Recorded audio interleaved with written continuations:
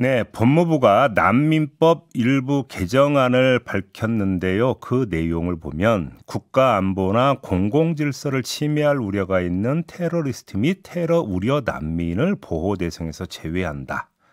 지금 이렇게 돼 있습니다. 이게 지금 논란이 되고 있는데요. 난민인권센터에서 활동하고 있는 김현주 변호사 연결해서 입장 들어보도록 하겠습니다. 나와 계시죠?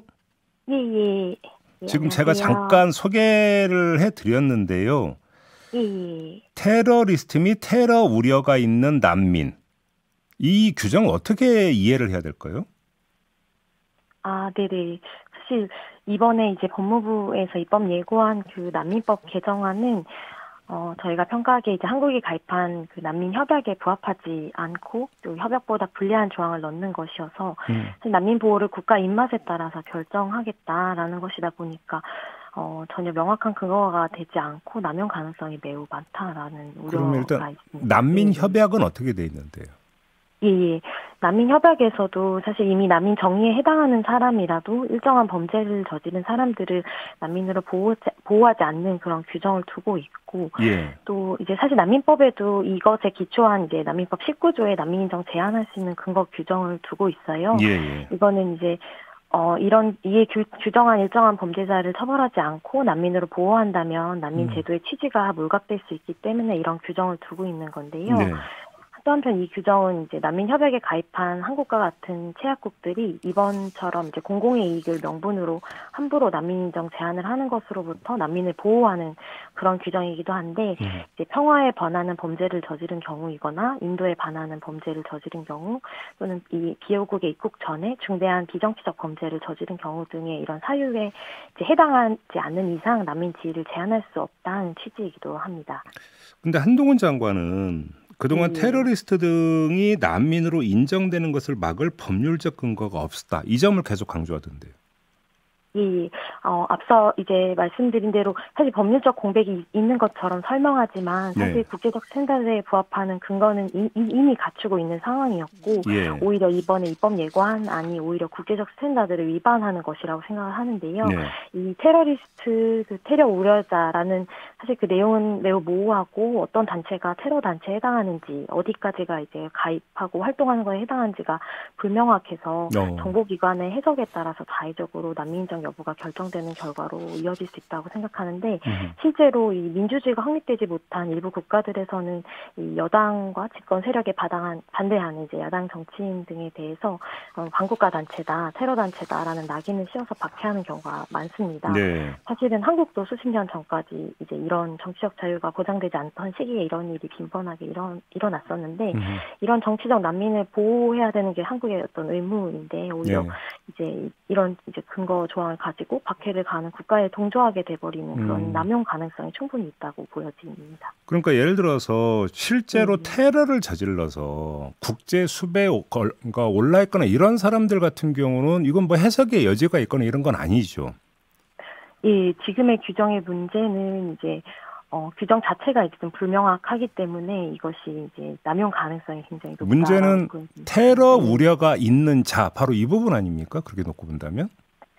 예, 이제 지금 이제 입법 예고된 안에 이제 규정은 이제 국가 안보, 질서 유지, 공공 복리를 해쳤거나 해칠 우려가 있는 자, 이제 이렇게 이제 규정을 하고 있는데요. 근데 그 우려가 있는 자인지 아닌지를 어떻게 가릴 수가 있나요, 그거를? 그렇죠. 사실 이것은 이제 매우 중요한 공익이긴 하지만 이 규정이 이제 불명확하기 때문에 결국은 출입국 당국의 입맛에 따라서 마음에 들지 않는 난민에 대해서 쉽게 지위를 박탈하고 또 위험한 국가로 송환시킬 수 있는 근거로 작용할 우려가 매우 크다고 보여집니다. 그러니까 예를 들어서 무슬림이라고 해서 전부 다 테러 우려가 있는 자라고 볼 수도 없는 거고.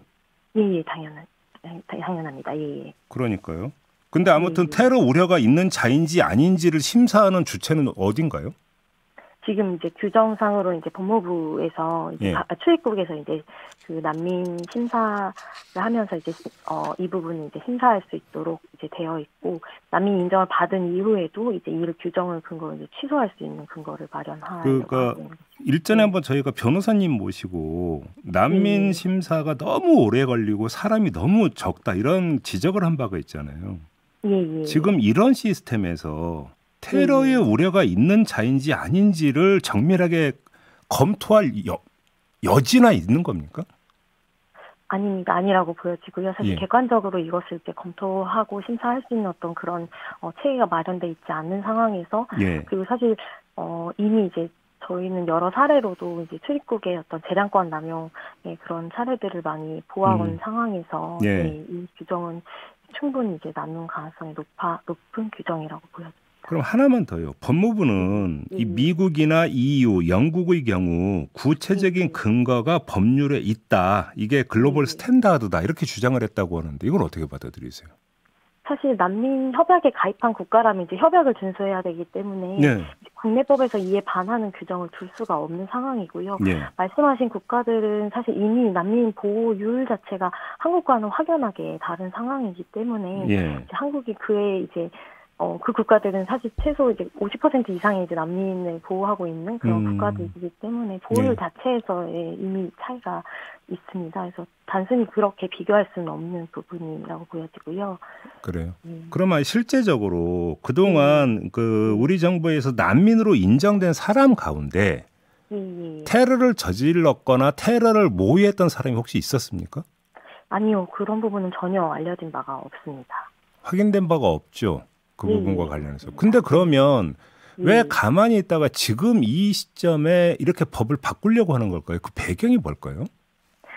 그래서 이제 사실은 이제 법무부에서 이제 이민청 설립을 강력하게 추진하고 있는 상황에서 네, 사실 마치 이제 국익과 난민 외국인의 인권을 이렇게 대립 구도로 두고 마치 위험한 존재인 것 마냥 불안을 이제 조장하고 있다라고 보여지는데 네. 이것은 이제 이걸 추진하기 위해서 사회에서 목소리 내기 힘든 난민을 이 상황에 이용하는 것이라고도 보여집니다. 아무튼 지금 변호사님이 활동하고 있는 난민인권센터를 비롯한 여러 단체들이 지금 말씀하신 그 우려를 담은 의견서를 법무부에 보내기로 했다면서요. 아직 보내시지는 않았고요. 예. 지금 입법 예고 이제 의견을 받는 이제 기간이어서 이 기간 동안 이제 가장 중요하게 이제 협약에 위배된다는 부분을 중심으로 해서 의견을 제출하고자 합니다. 혹시 정당 반응이나 입장은 어떤지 체크해 보셨어요? 예. 정당들. 아니요. 아직 그것까지는 저희가 어차피 이건 국회를 거쳐가야 되는 거죠? 예, 아마도 그런데 이제 국제법 위반이 되는 부분이기 때문에 이제 그 부분을 면밀하게 검토하실 것이라고 생각합니다. 결국 이제 난민 협약에 이게 저촉이 되는 거냐 아니냐 이게 이제 중요한 심사 기준이 되겠네요. 그러면 국회에서. 알겠습니다. 네, 오늘 말씀 여기까지 듣도록 할게요. 고맙습니다, 변호사님. 네, 감사합니다. 네, 난민인권센터에서 활동하고 있는 김연주 변호사였습니다.